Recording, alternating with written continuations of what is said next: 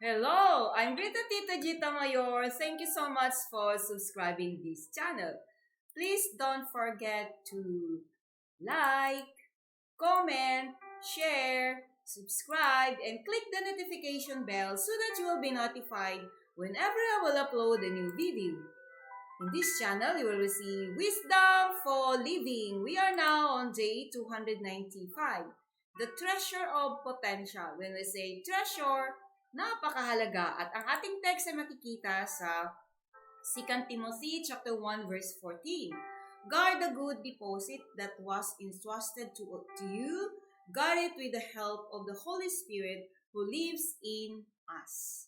So, ibig sabihin, ang tutulong sa atin para i-protect, i-guard yung treasure of potential that is within us, it is the Holy Spirit.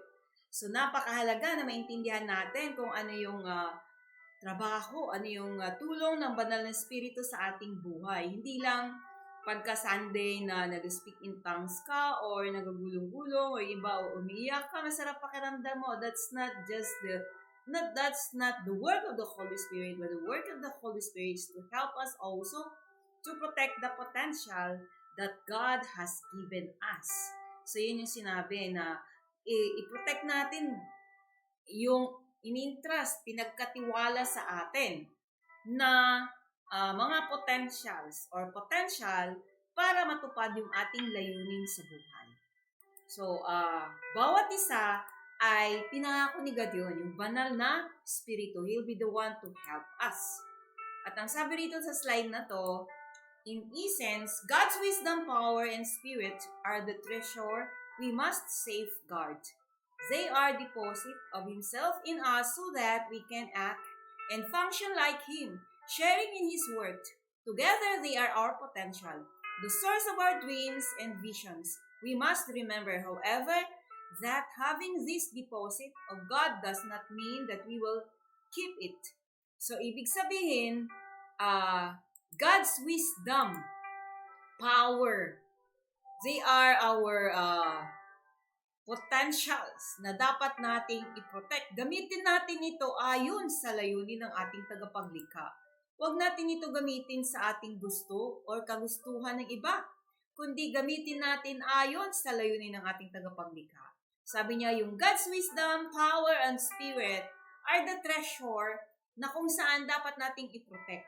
Sila yung deposit sa bawat isa sa atin so that we can function. Magiging kagaya tayo. We are not equal with God, but we will be like God when we function like Him through His wisdom, power, and the Holy Spirit.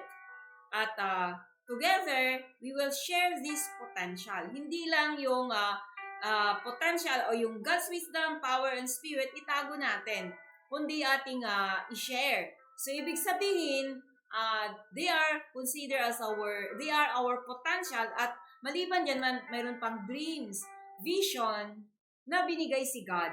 And the Holy Spirit will help us to protect and to fulfill that vision and dream. So, bawat isa sa atin ay mayroong ganyang potential na dapat bantayan natin. At ang bawat isa ay pwedeng makapamukay na extraordinary because we can function like God because of those potentials. The wisdom of God, the power of God, the Holy Spirit, the vision, the dream that He has put in our hearts, they are our potential. At ito pa yung sinasabi, all great things God has put inside us, our vision, dreams, plans, and talents are Satan's targets. He is afraid of men and women who have faith in God's wisdom and power because they take their visions and translate them into action. They not only set goals, they make them happen. So, ganun katindi ang mga anak ng Diyos na kung saan alam nila yung kanilang potential.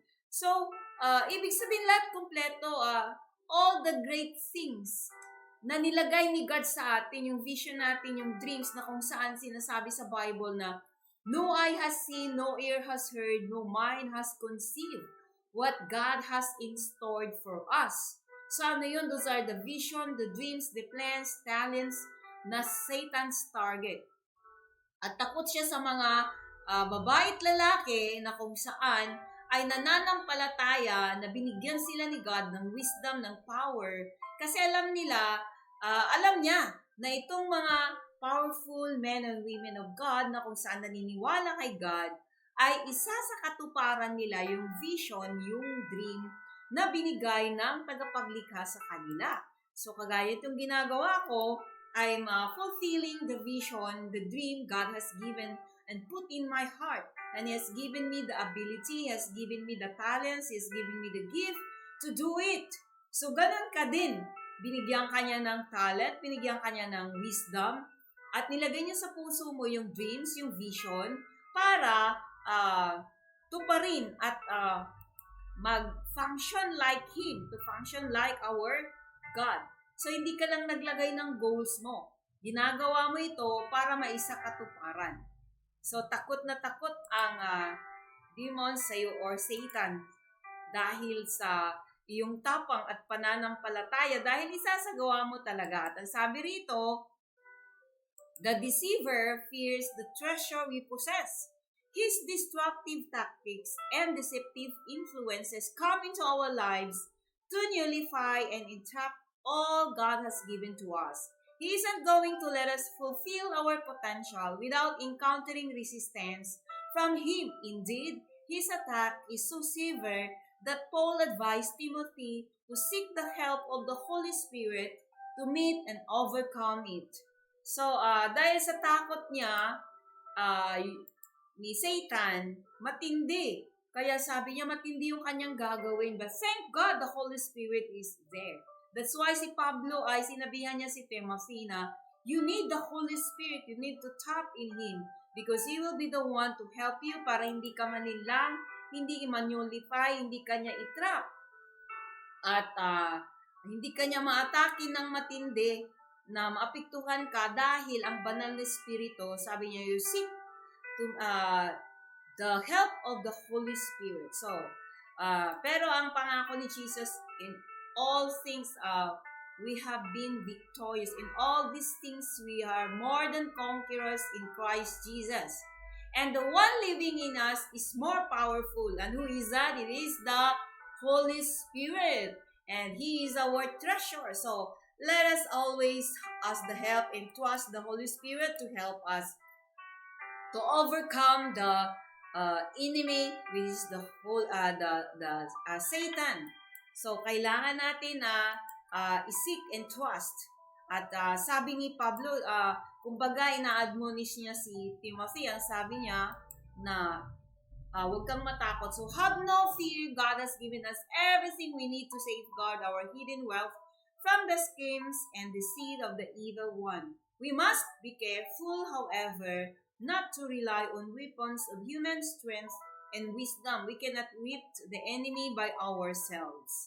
So, kaya sinasabi ni Pablo na, I can do all things through Christ who strengthens me. So, dapat di tayo magtiwala sa ating sariling lakas, sariling energy, sariling alam, sariling galing, sariling kakayahan. Hindi tayo dapat nagtitiwala, kundi lagi tayong magtitiwala sa Holy Spirit na kung saan binigay ni God sa atin to help us fulfill God's purpose in our life. So, napakahalaga na mag-trust, magtiwala tayo. Huwag na yung tumingin sa tao, sa ating kakayahan. Kundi tumingin tayo, magtiwala tayo, mag-rely tayo sa banal na Espiritu. Always ask the Holy Spirit to guide you and lead you into all truth and give you wisdom so that you will become what God wanted you to be, so that you will be able to do what God wanted you to do. So, ito pa ang sinasabi sa isang verse.